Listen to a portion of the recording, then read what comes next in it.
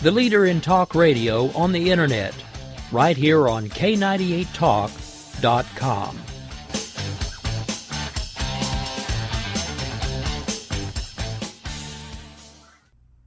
In these uncertain economic times, you've got to do whatever you can to save money. One of our biggest expenses can be our cars, especially when unexpected repair bills hit. Not anymore. If you own a vehicle with less than 130,000 miles, is less than 12 years old, has a warranty about to expire, or even no warranty at all, you could stop paying for car repairs. Roadside assistance, towing, and rental coverage are all included. Don't wait for the next repair. Make one free call right now to see if you qualify. If your vehicle is less than 12 years old, has less than 130,000 miles, even if it's out of warranty, paying for car repairs can become a thing of the past. Call us right now and get your car protected before your next repair bill hits. Get protection and no more repair bills. Call 800-696-1030. Again, 800-696-1030. That's 800-696-1030. 800-696-1030.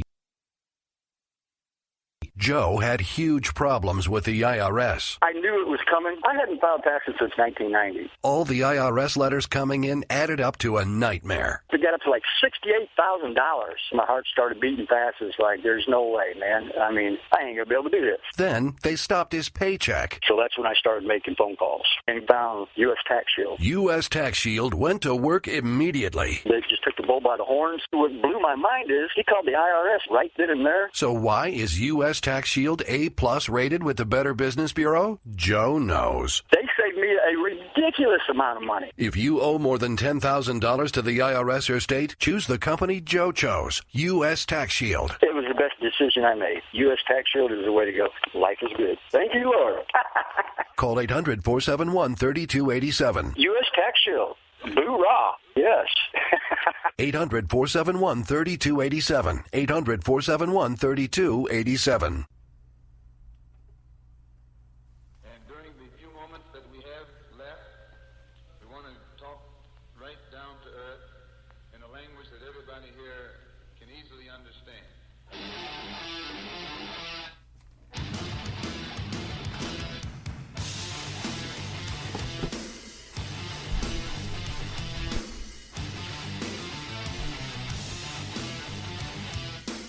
Hello, everybody. Welcome to the Ann and Frank Show. Usually I'm flanked by my good friends Ann and Ned, but Ann, unfortunately, let me fix my microphone.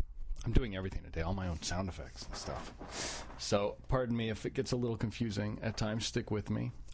If you want to call in, I would love calls since I'm here all by myself and I have to kill an hour. I don't know if anyone here has ever tried to kill an hour by talking by themselves. It's not so easy, and I love conversations, so feel free to call in. The number is 855-920-9922. We're going to talk about the San Francisco shooting, Ariana Grande licking donuts. We cover everything on the show. Might have mentioned Cosby, Michael Jackson being a child molester, hate crimes. We cover it all here. So if any of those things matter, if you want to bring something up, again, the number is 855-920-9922. I was saying that Ann is not here. Everything's fine between her and I. No need to worry. I mean, she drives me fucking crazy, let's be honest. She's a fucking mental patient. Very difficult to deal with. But it is summer, and she is a mother. And, you know, priorities first. That's kind of our motto here on the Ann and Frank Show is that, yeah, we love this show. It matters to us. We put blood, sweat, and tears in it. We think it's really good, but, you know, it's not worth giving up your marriages or your children. So she's going to spend the summer with her kids. She still helps out. You'll hear her voice, her awesome English accent in a piece we made today. She may even call in from time to time. I just want to clear that up. We're not broken up. She has not left the show. It's just summer with her kids is more important, and I happen to think that's the wise choice. Besides, I think the show's going to be better, honestly. I mean, let's be real. I am the best part of this show. I think we all agree. I have the best opinions. I'm the funniest, best looking. So I think now the sort of shackles have been removed. It's like when you break up with a girl or you get a divorce. Yeah, it's a little depressing at first, but then you get in this mode where you're like, I'm going to take on a new world and get so much new ass, and I'm going to be sexy again, and I'm going to feel good about myself. And that's kind of where I'm at now. So also, I was thinking the collective IQ of this show has probably shot up because I always have to dumb myself down for Ann and Ned. And I think we're probably in like the 280 region when you add all three of us together once I dumb down. But now I get to be myself. And, shit, the chains are off. Ned will be here this summer, but today he's at Comic-Con like a giant fucking dweeb. But in his defense, he just drove his pregnant wife there. She's a makeup artist, and she's working on, I don't know, some booth. And he couldn't be there, but he'll be here next week. So this is the one and only time that I will be alone, as far as I know, this summer. Unless I'm so good today that we decide to fire Ann and Ned. They've both been warned of the risk. We want to do the best show possible. Again, I am the best part of it. Yada, yada, yada. The number one more time, 855-920-9922. I'm not going to give it out again. So if you want to call, there it is. First things first, I've been kind of out of the news cycle the last few weeks. We haven't done a show in 3 weeks. It was the 4th of July, my birthday. We had multiple barbecues to take care of. And as I said, family is more important. Also, there's no chat today that I can see. So you can chat amongst yourselves, but I don't dare ever enter the chat because I've seen the kind of shit you people say about me. I can't emotionally handle it. So if you do have questions, the only way to get through to me is to call. So there you go. I've thrown down the gauntlet. Anyway, I've been out of the news cycle, been busy, and usually we're on top of stuff. And I got to be honest with you, starting maybe yesterday, I realized I was doing the show by myself and I had to fucking cram. So I've been reading up about this San Francisco shooting, and I can see on Twitter a little bit that there is like everything, there's always some horrible, horrific news story where someone's shot or murdered or beat up, and then this most fascinating thing happens. At least it's fascinating to me. And that is the way in which things are immediately politicized. Both sides do it. All sides do it. I even do it. But it's fascinating because you never can just go, wow, a crazy person shot someone and killed them. And who knows why. Let's find out why this guy's such a murderous, mental patient, whatever.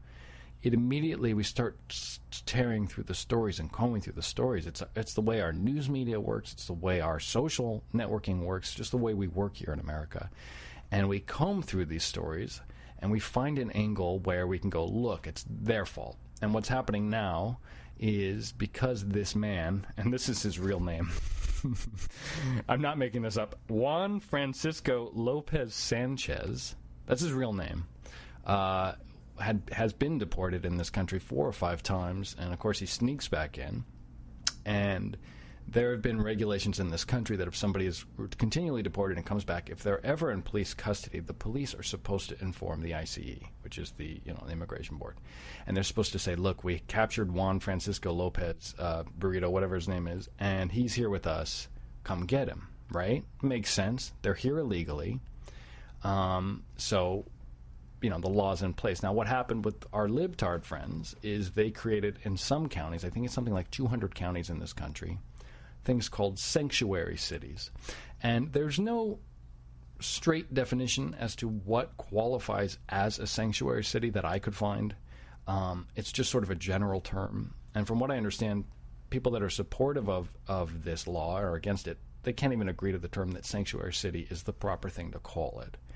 But for the sake of this show and this conversation, we are going to call them sanctuary cities. And what they are is they're basically counties that have sort of a loose interpretation of the law.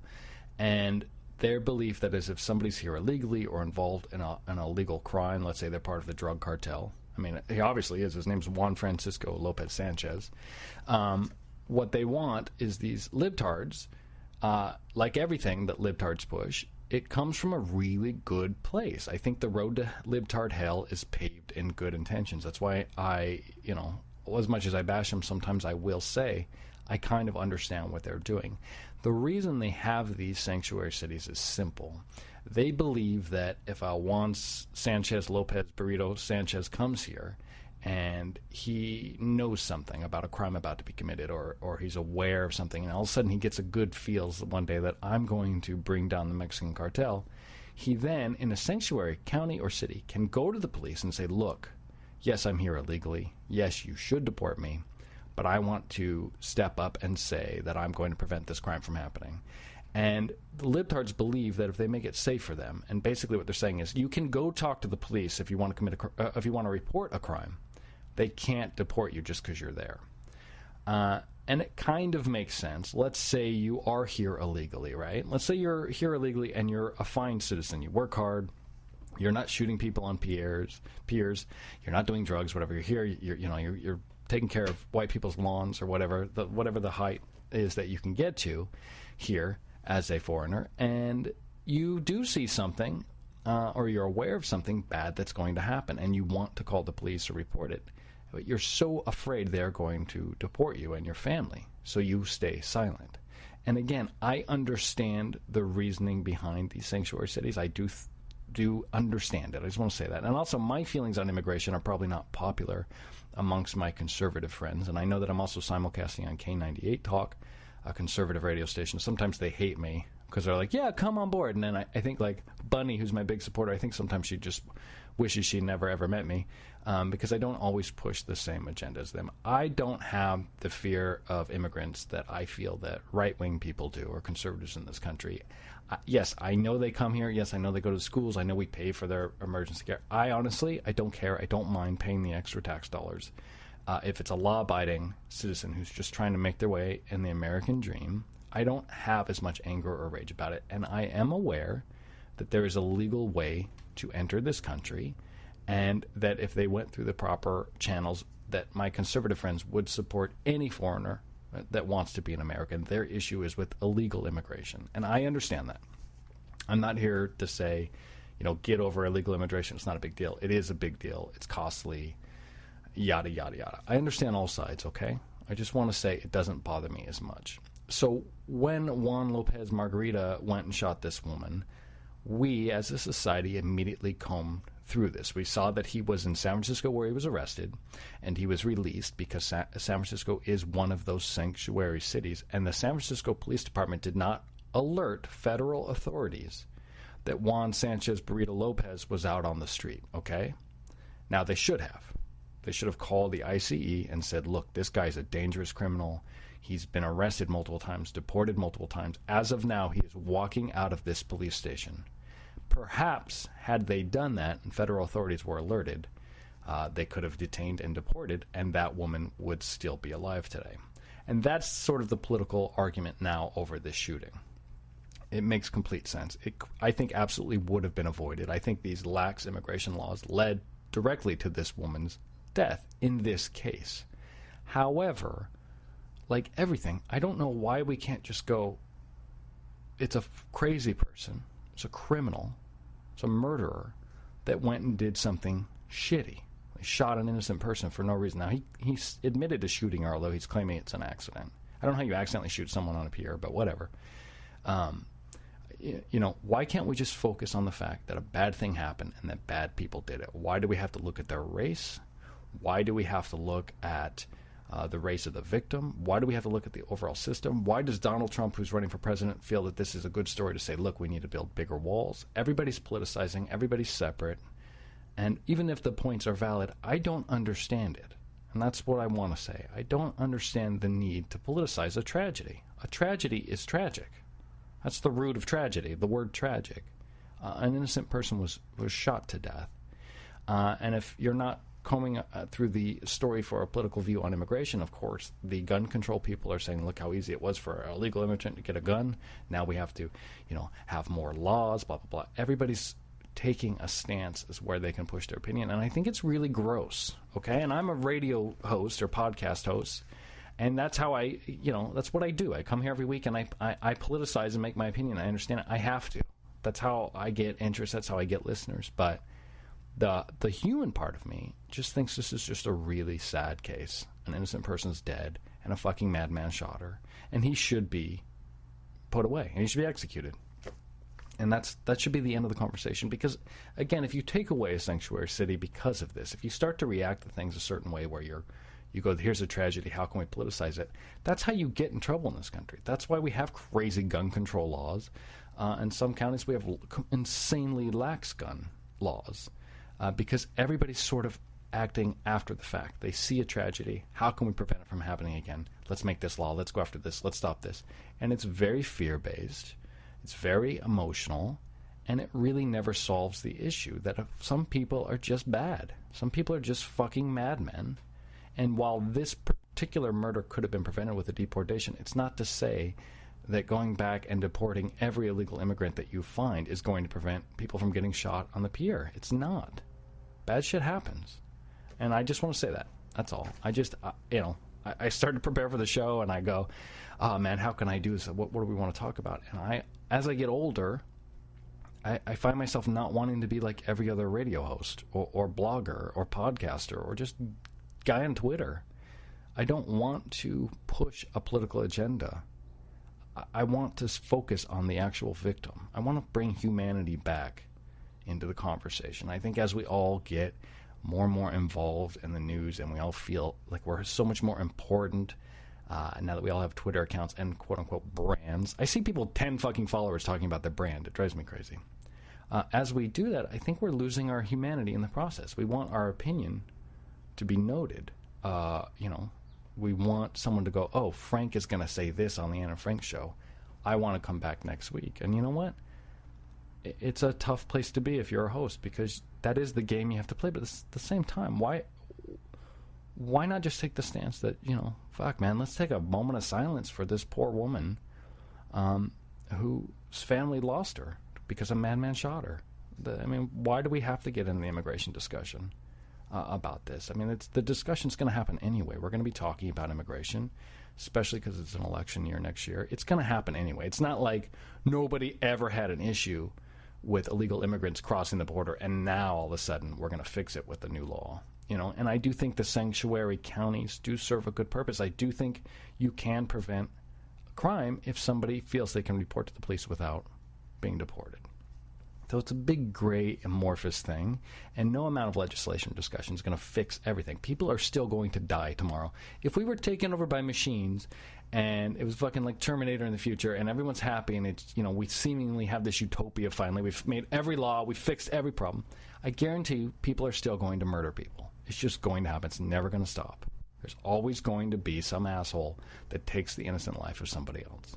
And there's nothing you can do to stop it. And sometimes I think we're not just pushing a political agenda or trying to get our opinion out there so we get more followers. Sometimes I think we're just really so fucking terrified of the notion that at any point, any one of us could be brutally murdered, raped, stabbed, killed, robbed. At any point, any one of us. It doesn't matter how much you pray. It doesn't matter where you live. It doesn't matter what you do to prevent it. At any point, the world is so random that bad shit's going to happen to good people. Dogs and cats are going to be beaten. It's a horrible, horrible thing to think. And I think what's really happening, if we can be honest, which is my brand, we're just so fucking terrified that we think by having these laws and these discussions that we're somehow going to prevent another bad thing from happening. And I'm here to tell you, you're not. No matter what you do, whether it's a gun law or immigration law or anything, no matter what you do, you're not going to stop it. And if you do stop something, somewhere else, on some other part of the planet, another asshole's going to be born that's going to find a loophole or a way around whatever law you made. And I'm not saying don't make laws. I'm not saying give in. All I'm saying is understand that you can't prevent it 100%. And I think if you could have the moment, all of us collectively, to sit there and go, fuck, man, I really can't stop bad shit from happening, and accepting it, I think we'll find ourselves a lot less emotionally reactive when these stories do take off. And maybe, just maybe, we could start to have discussions about the real source of these issues. For me, it's always about why does someone become a violent criminal? Is it nature? Is it nurture? Are they born? Are they made? Are they abused? Are they molested? Are they on antidepressant drugs? There's a million different things to have. That's the conversation that I wish we could have now. I wish we could focus on mental health in this country more, why bad people do bad shit, and have that discussion. Instead, we're focused on gun laws, immigration, Donald Trump, right wing versus left wing. And in the meantime, these fucking crazy people are being born, and if it is environmental, they're being abused in their homes. They're being raped and beaten every day and turned into fucking ferocious animals, if that is what happens. And none of us are there preventing it. None of us are calling CPS. None of us are there giving these kids a safe haven to go to. We're just having a factory of lunatics, and we're all focused on politicizing. So it's my theory, to wrap up this whatever soliloquy I've done, that if we were honest with ourselves, I think we would find that we're all just terrified, and we're trying to grasp at straws to prevent bad shit from happening to those that we care about. And I think you should just be honest about it. It's a good thing. And look at that. With that said, I got a caller before I go on to my next news story. I've learned in the years of doing radio and getting better that I should take the caller after a topic instead of moving on to 10 different topics and halting the show 20 minutes from now when they want to talk about this. Caller, you're on the air. Okay. Let's try that again. Caller, you're on the air. Great job, caller. Thanks for your help. Look at me trying to prevent the show from being halted, and it was halted by a caller. Call back and get your phone working, whoever that was. 818 area code. All right, well, now we move on to me politicizing something horrible. I've gotten it out of the way. Now it's time for me to be the traditional radio hosting douchebag. There was a man on the 4th of July who, I got to be honest with you, I don't know all the details. I don't know what's spurred it on, but we've probably all sort of been watching it pop up on the news, although it's not as nationally talked about as it should be, and I have a theory on that. But a man was beaten by a crowd of about 40, 20-somethings. On the 4th of July, party got out of hand. And this man was knocked out. You can find this video. I can even play the audio if you're interested. That was Karen on the call. I think she should call back. I think I had her on mute. Thank you, Ann. Ann's still helping.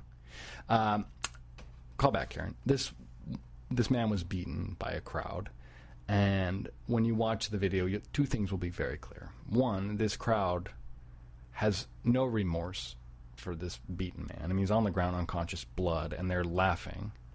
And two, the crowd is all black, and the victim is white. So it's one white man beaten on the ground by 40 blacks who are laughing at him.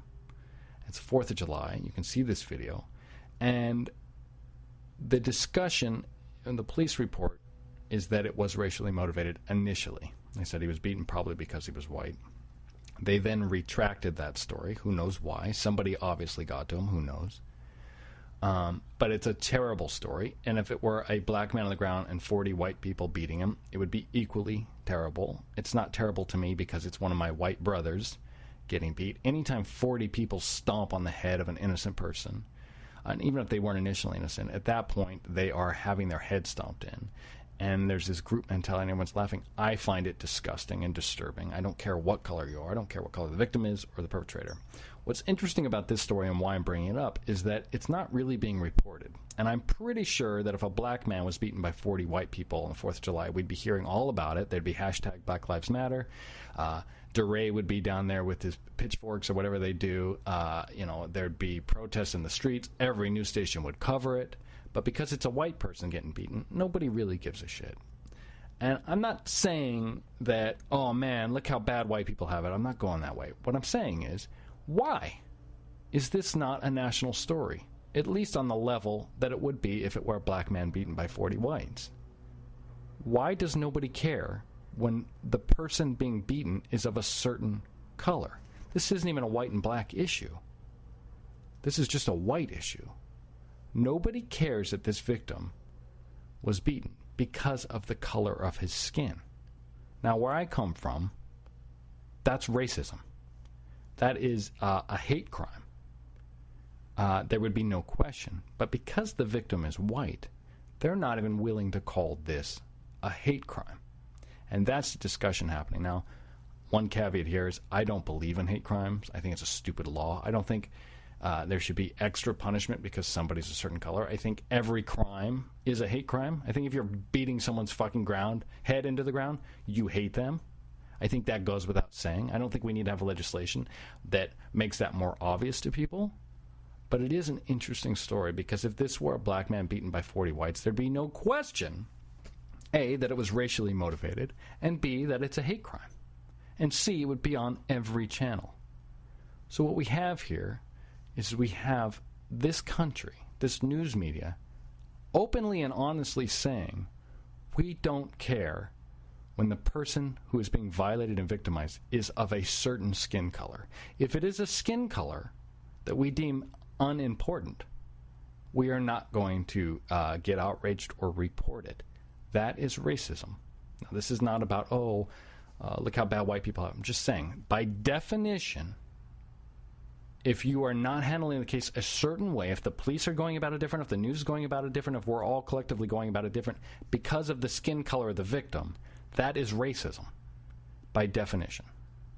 So I'm a little worried, and anyone that wants to watch this video can see this man, he's unconscious, covered in blood, and all these people sort of dancing and laughing over him.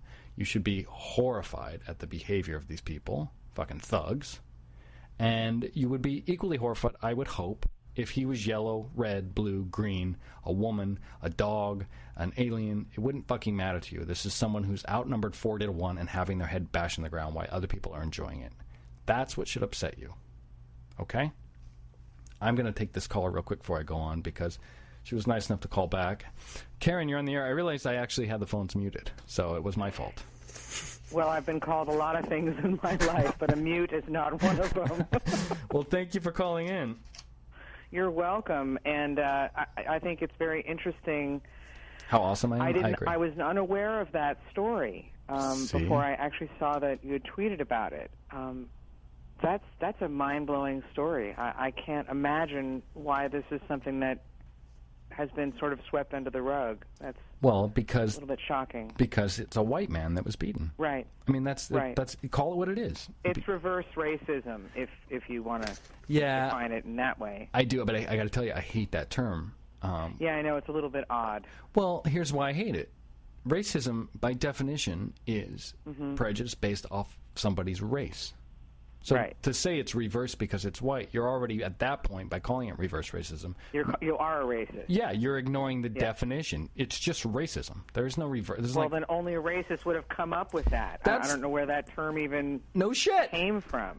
Because people are like, oh, I guess if you do something to a white person because they're white, we should come up with a different term. Because, again, they are changing the definitions of words because the victim is of a certain color. So you're absolutely right. To call it reverse racism is racist. Mm-hmm. And I think it's fucking 2015, and we should all move past racism. I think we all agree racism is stupid. In fact, it's the one thing I think most Americans do agree on. I don't see anybody supporting the fucking KKK. You never hear anybody talk kindly about the KKK or the neo-Nazis or even the Nazis never. in It's history. not a proud of America. It's not a proud part of American history. That's for damn sure. Right, and it shouldn't really be. Not. It shouldn't be. We should be collectively embarrassed about a lot of things. So, and that reminds me, yes. I was just reading. I'm just going to put this out there because it'll sort of change the tone, but keep it the same. Harper Lee's new book. You know, the sequel, if you will, to Kill a Mockingbird. Yeah. There's some pretty racist undertones in that book as well, and a lot of people are talking about how timely it is. It happens to be coming out now, or at a point in America where this is on the forefront of everybody's mind. And meanwhile, you know, that's going on right now. Yeah, no, you know? It is, and it's and maybe that's because it's going to change. Maybe enough people are going to get pissed off about it this time that it's going to change. No, it's not, and I'll tell you why. Because what's happening is you saw it in my real name, my real radio show, that if you preach a narrative that is anti-racist, if you really are not a racist person, that means you treat everybody equally. That means you don't care what color the victim is. You are only concerned with, let's say, the facts of a case. you will then get deemed a racist and thrown off the air. For me, when I was talking about the Trayvon shooting, the Mike Brown case, because I was talking about it from the actual testimony in the court testimony, the actual autopsy results, the actual eyewitness reports, I was called a racist because I didn't come out and go, oh, look at these black people, they were victimized because they were black. I didn't buy that in those cases. I'm not saying it doesn't happen other places, but in those particular cases, I said that's not what happened. And I was called a racist. So now, unless you say only black people are treated inappropriately, and who cares if a white person gets their ass kicked, because it's, white privilege, and then white people, the liberal, white, guilty fucks that are racist, they don't want to call this out like I do because they don't want to look racist. So everybody's terrified of looking racist. They end up being 10 times more racist. And if you are someone that says, no, let's focus on the facts, let's focus on the victim, let's focus on the intent of the actual crime, and not even care about race, you are a racist. Nobody will listen to you. And they'll shut you down. Worse, they'll try and silence you.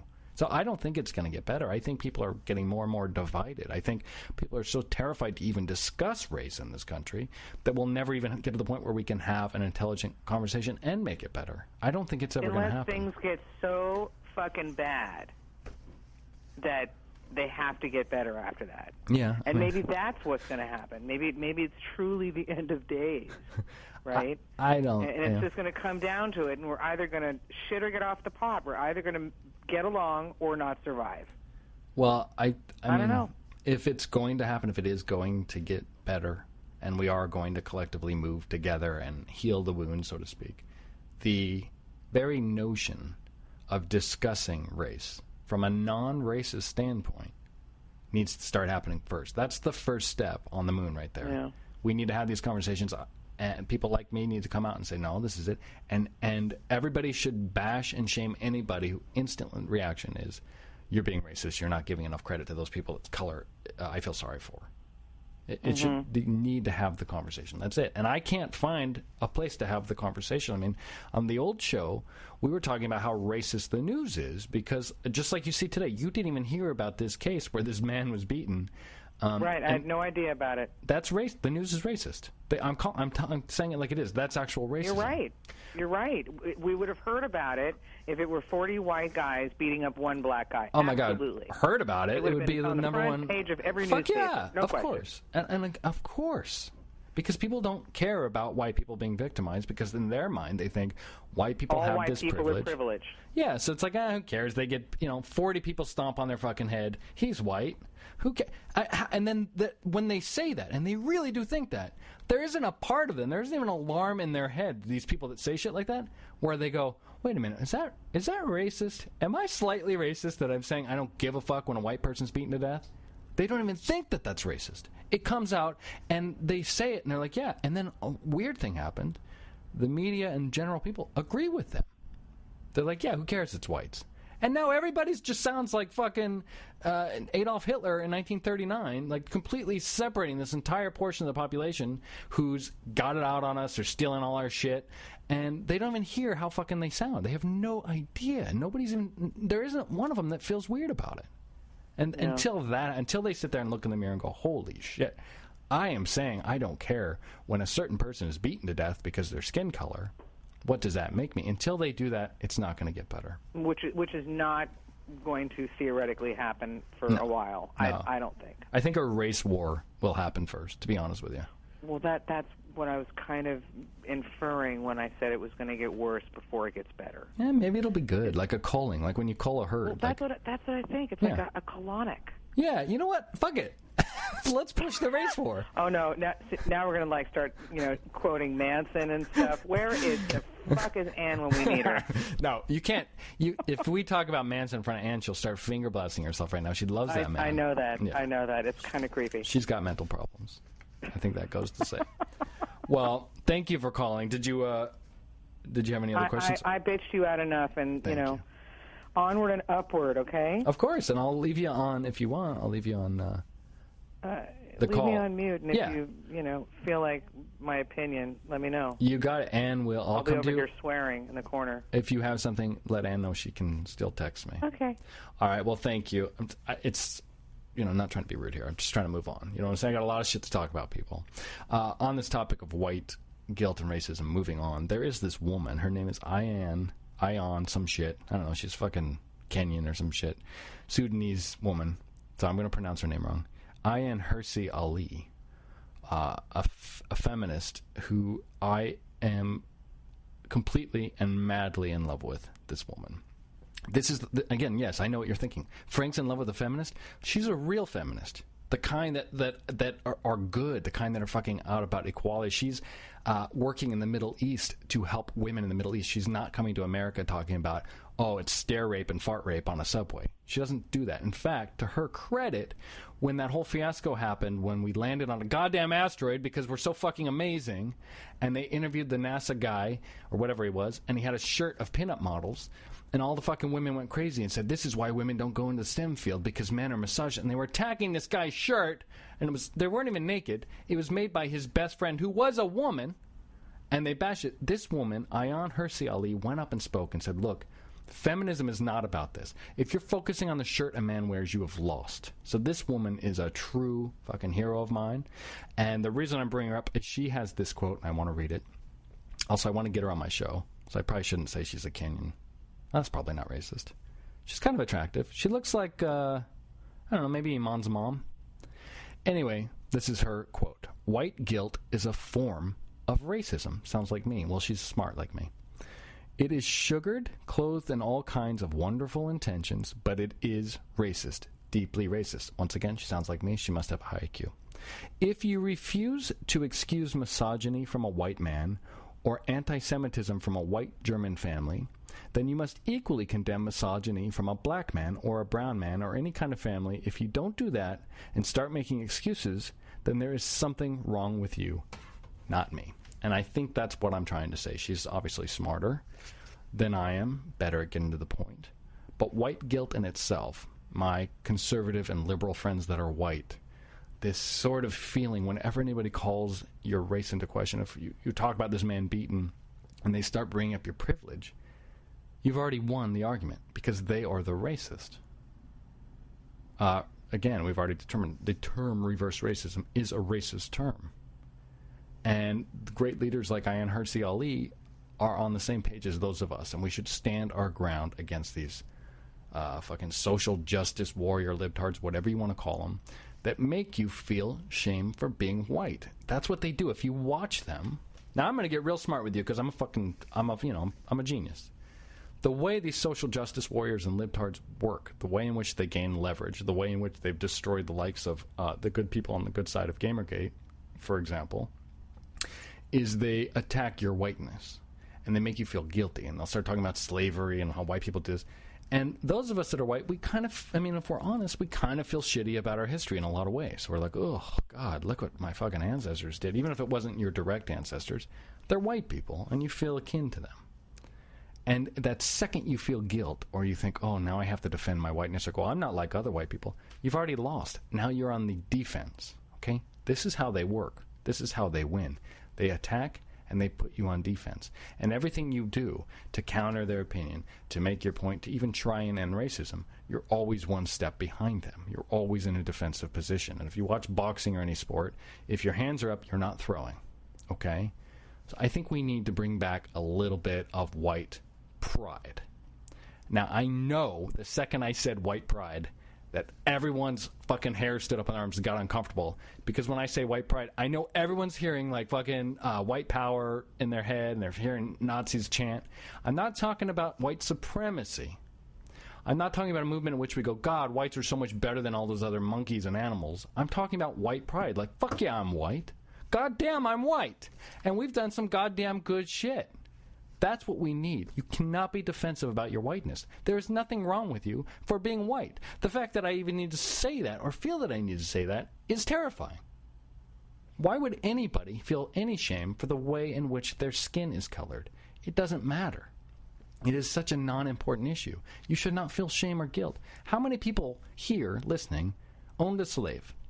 Raise your hands if you owned a slave. None? Zero? Okay. Well, then if they start calling you a slave owner, tell them to fuck off. Don't sit there and go, well, it's the time to... Thomas Jefferson had slaves, he impregnate. It doesn't matter, okay? You're white. Fucking own it. God damn it.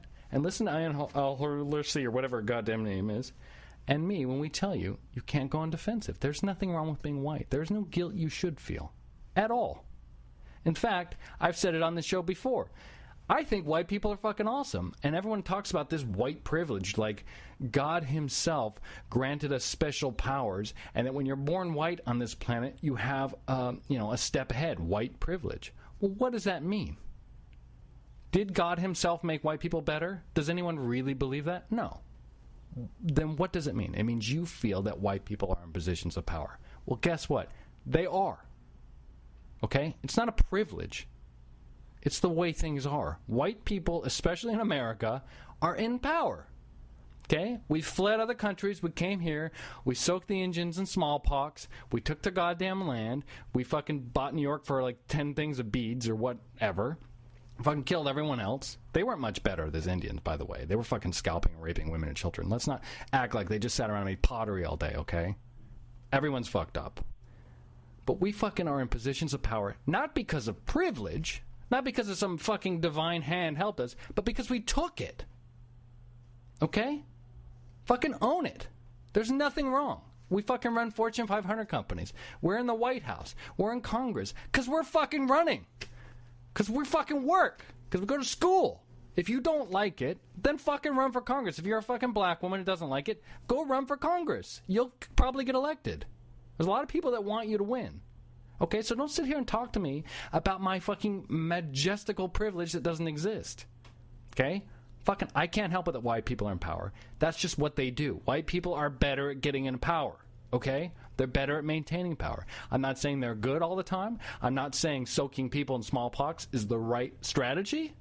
But fuck, man, the results speak for themselves, okay? You got about a handful of 300 or 400 Indian people living in reservations, and we run everything. So I'll tell you, who's better? Okay? That's white pride. I'm bringing it back. You know, just for fun, I'm going to see if Karen's still on. You're a fucking asshole. I thought you were still on hold. How are you? I'm fine. I was listening because my fucking computer is not good. You have to stop talking about this. Move on. I just want to say I'm proud to be white. Well, everyone's proud to be white, but we're never going to get to do that in our lifetime. I'm doing it right now, Karen. I'm doing it right now. Well, you can do it and enjoy yourself, but I mean, on a public level, we're not going to get to have that. So we just got small victories. All right. Well, thank you. I'm putting you back on mute. There is a show, speaking of white people, on MTV coming. I'm going to play you the promo. And this is kind of stuff I'm talking about. All right. There's now a show called White People where they interview white people about being white. That's it. That's the show. And it comes from, I'll let you hear the promo, but you can already see, like, they're already on defense. Listen to these white people in this clip. Give it a second to load. Again, I don't have Ned here to do the sound effects. So we're doing a film for MTV on what it means to be young and white. Okay. Okay. If you say the wrong thing, then suddenly you are a racist. See Gil. He's totally scared. I'm trying to be careful here. I don't want to offend people. Why? I feel like you guys are attacking me now. If I bring up any sort of race issue with my parents, they immediately assume that I'm demonizing them. Give me a hug, give me a hug. How might your life be different if you weren't white? When you say white, what does that mean to you? We've never had to internalize what white people have done in America, but here, you can't escape that. Feels like I'm being discriminated against. You kind of get this feeling that things belong to you. I'm getting uncomfortable. It's uncomfortable. Hey, this is great. Let's get all uncomfortable together.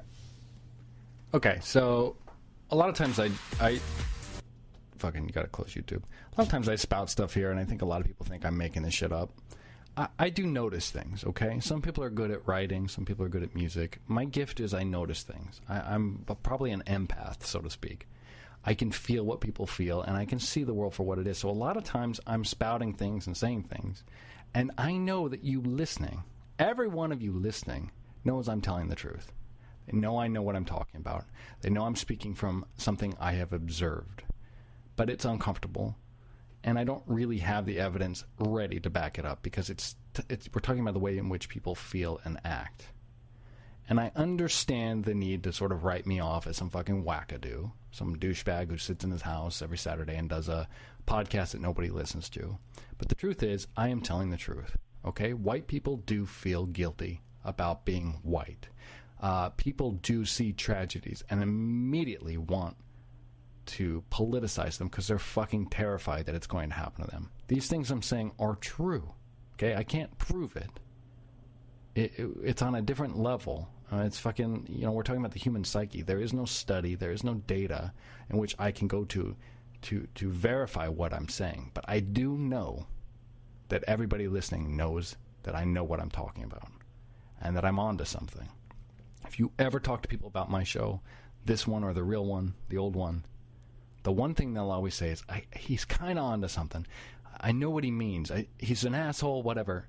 There is this feeling in what I say that does speak to you. And I'm telling you not to ignore it.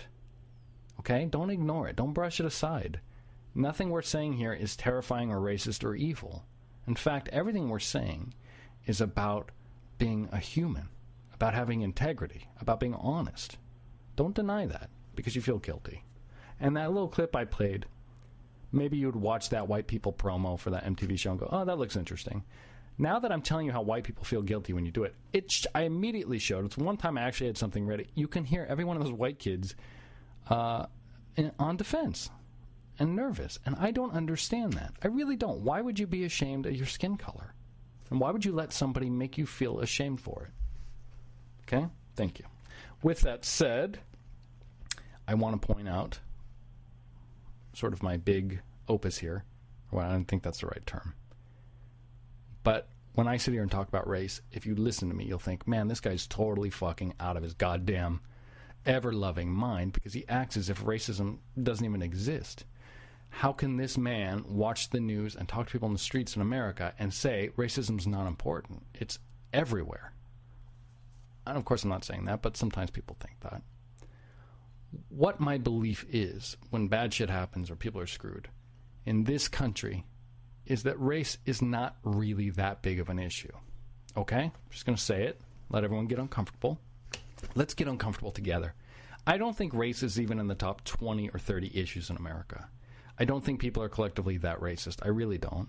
I don't think decisions are made based off race nearly as much as everybody else thinks. But what I do know, because again, I'm always right and see through it, and you will hear this and know that I'm telling the truth. You won't be able to quantify it. You won't be able to find a study that goes, oh, God, where is he talking from? But you will know in your heart that it's true. And from this moment on, if you listen to what I'm saying, you will start to see it everywhere. That is the gift I give to you every week on the show if you're loyal and listen, is I'll say something, you'll think I'm an asshole, and then you'll notice the next 2 weeks that I totally fucking know what I'm talking about. And none of you could admit it, although you all will admit it to me privately.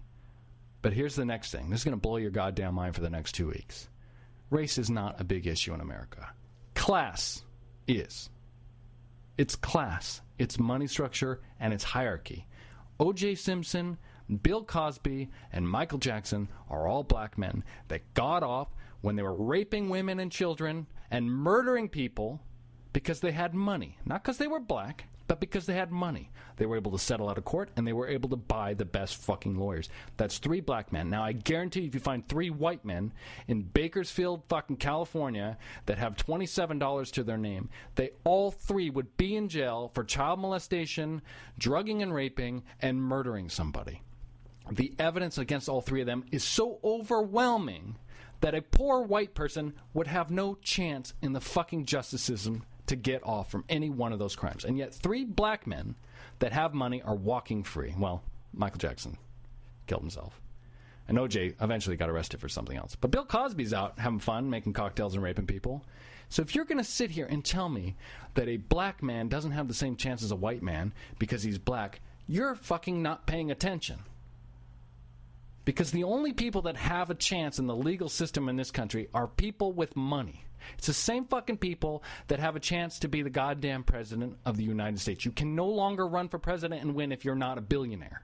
Okay? This is a capitalistic country. This is a capitalistic system. Class is how we are separated and how we are organized and how we are defined. Pay attention.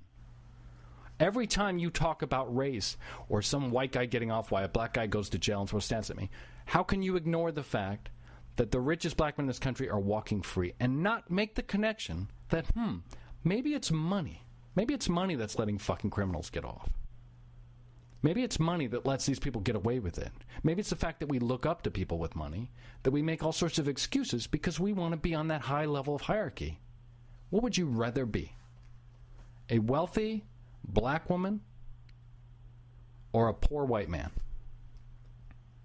That's the question you got to ask yourself. You're going to sit here and tell me, oh, I'd rather be white and fucking poor and live in a goddamn meth field in Baker? Or a fucking black woman who's a billionaire? Bullshit. You'd all want to be fucking rich. You don't care if you're a black woman who's rich in your fantasies? If I told you you could have $1 billion in the bank, but you got to be a 700-pound mongoloid with no hands and feet, you'd say, fucking sign me up right now. Or I could say you could be a bodybuilder and live in your car. I know what each one of you would pick. So we've got to stop fucking making it about race. Everything about race. It's not about that. We are getting fucked. Those of us that don't have money are getting fucked by those that do. It's that simple. It's class, people. All right? When a fucking a criminal is beaten on the street, they're poor. Okay? That's poor people get beat by the police. Not just blacks. Not just because they're black. Poor people get beat up. Kelly fucking Thomas, a white guy who had his head bashed in by the police officers, was a white homeless man. Nobody gave a shit because he was poor. No one cares about the poor in this country. In fact, what we do with the poor in our country is we don't even let them have houses. We push them out in the street, and they might be poor because they're mentally fucking deranged. If someone homeless isn't necessarily like, oh, I didn't know I could just go get a job and get out of this. They're talking to a wall. Look at them. They can't even shower. They got fucking dreadlocks of shit in their legs, and they're talking to imaginary people, and we walk by them every day. Maybe we'll throw a quarter at them. The bottom line is we don't fucking care about poor people in this country. We think they had it on themselves. Somehow they chose to be fucking mentally ill. That's how we look at them. Get a job, we say. That's the fucking problem. That's what we should be focusing on. And pay attention now. When you see a news story and you think there's a civil rights violation or some racial thing or white privilege, fucking pay attention to the real privileged class in this fucking country. It's the goddamn money class. Donald Trump is being taken serious as a presidential candidate because he's a quote-unquote businessman. Nobody fucking mentions Donald Trump inherited millions of dollars from his dad. Talk about fucking privilege. He didn't do shit, and he blew it twice. He bankrupted a fucking trust fund twice, and we're going to act like he knows business better because he has money. That's what we do in this country. If you have money, we idolize you. You must be smarter. You must be better. I don't fucking care if you fucking drug women and rape them. I liked your goddamn sitcom in the 90s, Mr. Cosby, and you're rich, so you're better than me. We don't see black. We don't see white. We see money. And it's fucked up. It's fucked up because the people with money will always keep the money, and those of us here are scrounging for scraps, and I know people go, oh, you have money. I don't have money. I'm one of the have-nots. And we're scrounging for scraps, and people get better jobs in prison than what's fucking available to us out here in the street, and no one gives a shit. Because we all want to be in the fucking rich class. We want to be in the privileged class. And we don't care what color that means to get into that party. I just fucking don't understand why we're so focused on race. Who gives a shit? Focus on the fact that a fucking Robert Durst, who's a white man, can kill 3 people and get away with it unless he accidentally leaves his microphone on, despite the fact that everyone knows he killed everyone. O.J. Simpson. These are guys that are billionaires and millionaires. That's why they got off. That's it. Doesn't matter what color you are. Okay? So let's fucking focus on the class issue in this country. Because it's all fixable. It's all really easily solved. And it's not a problem that will never go away. Like racism. There's always going to be people that look different than you, and you're always going to have some sort of prejudice against them. They look different. That's just normal. But money changes hands. Anybody can be rich. Anybody can be poor. They're not smarter. They're not better than us. And a lot of times they're just fucking gifted into it. Okay? So now you're going to start paying attention to it, and you'll look at race the same way I do. It's really not that big of an issue. It's bad. Racism's wrong. It's really not one of the biggest issues we got to deal with in this country. Let's make sure those people that are mentally ill and talking to fucking imaginary people on a park bench covered in their own feces have food and water before we start talking about the poor little fucking racial people that are beaten. I lost my train of thought. So that's all money. We're wrapping up the show. I got 8 minutes left. I have 2 more things to talk about because I'm angry now. I'm going to take a second, take a deep breath. Hope Solo, the goalie for the U.S. Women's World Cup team. Congratulations, U.S. women. We won the World Cup in soccer or football, whatever they're talking. Of course we won. We treat our women so fucking good in this country. We should win every World Cup. We're competing against people that aren't even allowed to read or go outside. It's no wonder we're a powerhouse in soccer with our women. Our women probably dominate every international fucking sport because we let our women fucking practice and read, and it's goddamn beautiful country. I love it. But Hope Solo, the goalie, is a piece of shit. And first of all, her vagina looks like chewed up roast beef. I just want to say that I saw her sex pictures, totally unrelated to the point, but this woman's got problems. She needs to go talk to a doctor and get that thing fixed because it looks weird. I mean, it looks like someone drove over a sandwich. Not important. This woman beat a 14-year-old boy. She attacked him. It was her nephew. He called the police. You can look this up. This is a woman who beat a child, was arrested. It's known fact. It's not an accusation. She really did it. She made him bloody, and she was not penalized or punished or even forced to miss a single game because she was going to go to the World Cup, and she was our starting goalie. Again, class. Now, this one's going to be a little gender here because we all remember Ray Rice, who punched his wife in the elevator, lost and suspended from football for a year for doing essentially the same thing Hope Solo did. She didn't miss a game. And I think, again, because I'm not sexist, because I'm not racist, because I'm a fucking humanist and egalitarian, I think that's wrong. I think she should be forced to have the same punishment that a man should. That's equality, okay? All these women that talk about wanting equality, equality, equality, they never, ever defend equality when one of their heroes, who's a woman, gets off a fucking violent crime. You never hear them go, hey, she should have paid. She should have gone to jail like Ray Rice. Because they don't want that kind of equality. They want the good part of equality, not the bad part, where you actually have to fucking go to jail for beating a child. So it's not fucking equal. And it pisses me off. You hit a child, I don't care if it's your nephew, you beat a fucking, I don't care if he's bigger than her, if he's 14. This woman can handle herself, Hope Solo. I mean, that's probably why her vagina is so damaged. She's probably a street fighter half the time. Didn't miss a single game. I just want to point that out again. It's a double standard, and because we're all focused on being guilty about being white and being guilty about being men, we're letting women, criminals, beat children and play in the goddamn World Cup. All right, with that said, the last thing I'm going to do is play an interesting promo that Ann and I made. Earlier in the show, we played that thing from MTV about white people and show. I spent a lot of time obviously talking about it, and it's really class is an issue and so on and so forth. Go back and listen to the show if you missed it. It was a great show. I'm the best guy in the world at this. It got me thinking when Ann and I were talking about this white people show that I kind of understand what it means to be, I don't know, judged, excluded, if you will. And it's not because I'm a white man, although sometimes it is.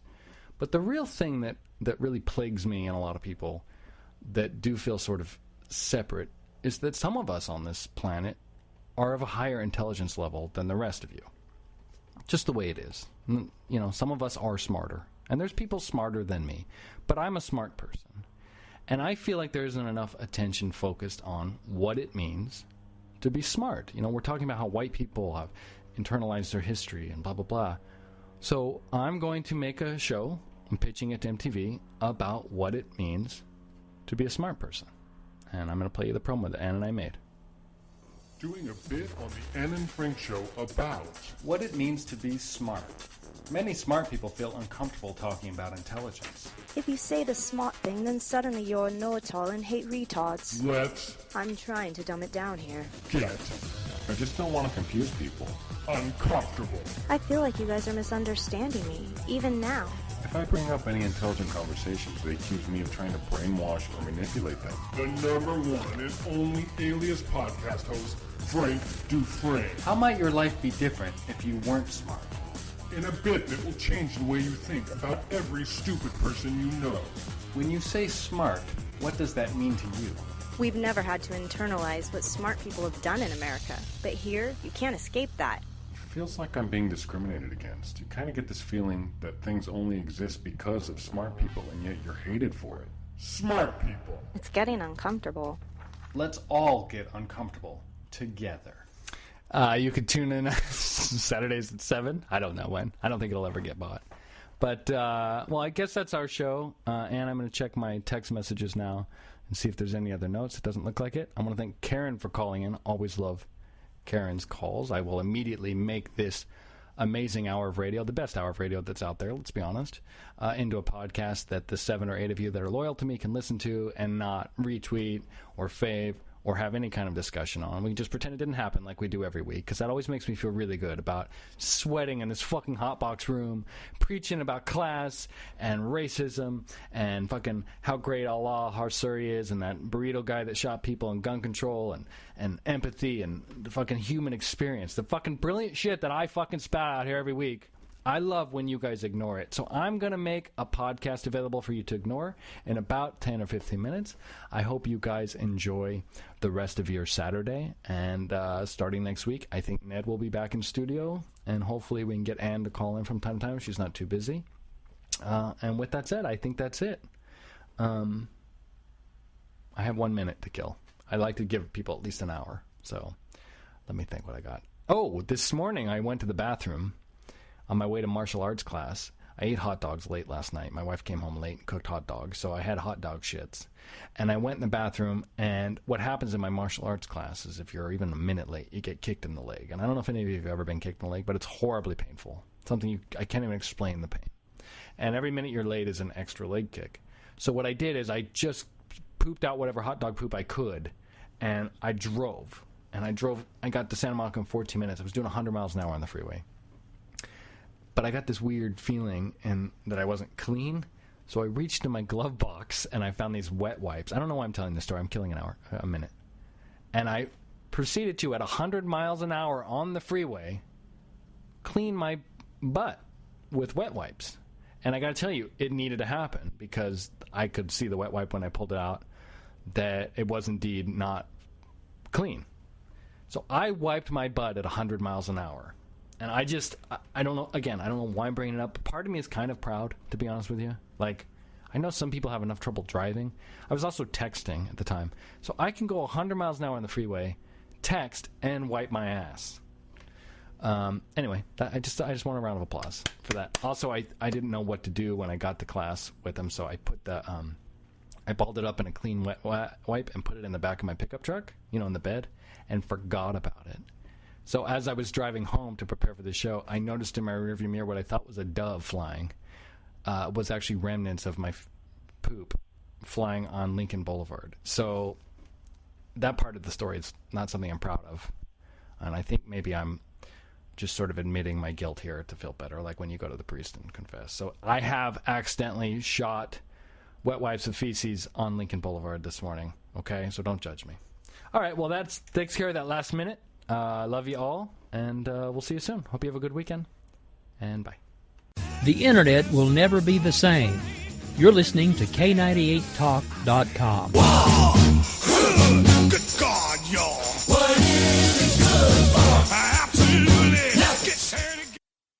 When our water heater broke down last month, it was a nightmare. It took 5 hours for the plumber to show up, and he charged us a couple of $100 just to come out. And then it cost another $1,800 to put in the new water heater. By the time it was all said and done, I felt like I'd been taken. But what else could I do? The smartest thing you can do is get a home warranty from American Residential Warranty. Their home warranties pay to repair or replace all your major appliances when they break, and they will break, and at the worst possible time. Call American Residential Warranty right now for free information on home warranties starting at just pennies a day. Don't wait for your refrigerator to stop running or your ceiling fans to stop turning. Call American Residential Warranty right now. Ask how you can save up to 50% on washer and dryer coverage. Just call 1-800-513-6154. That's 1-800-513-6154. Again, 1-800-513-6154. Call now.